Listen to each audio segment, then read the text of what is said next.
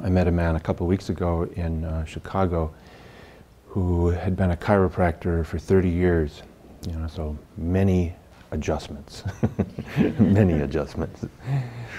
And he told me that for 30 years he'd been working in a poor neighborhood in Chicago, working with many of the same people that I see in my work with teenagers that are in trouble, that when they take off their shirt for an adjustment, a knife wound or a gunshot wound is not at all uncommon.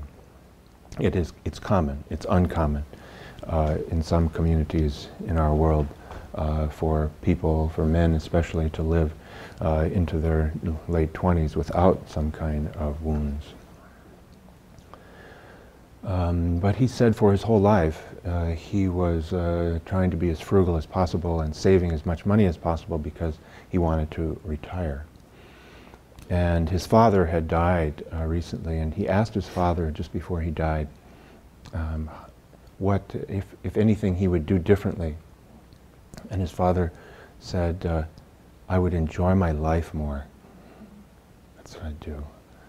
I'd do less of the things that I thought I had to, and I'd just enjoy my life more. His father loved sailing, but hardly ever went sailing because he had so many obligations that he felt he had to take care of. I've heard that from others too, and that same kind of theme. Almost no one before their death says, oh, I wish I'd worked that Sunday afternoon,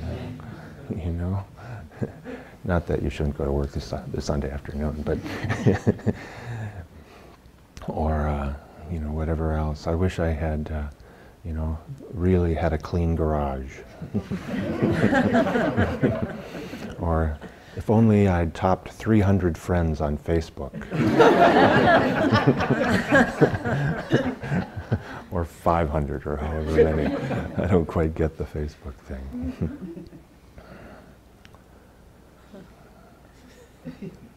So our life, and oh, did I finish my story about this man? No. So his father, but then he also, this chiropractor, so he'd been saving all these years, and then he had invested his money in commercial real estate, almost all of it, and lost almost everything. So here he was in his late 50s now with almost nothing. And I asked him, so what are you going to do? And he said, well, it's easy. I'm too old to start saving again. So I'm just going to do what my dad said. I'm just going to keep my practice going just enough to survive and do the things that are important.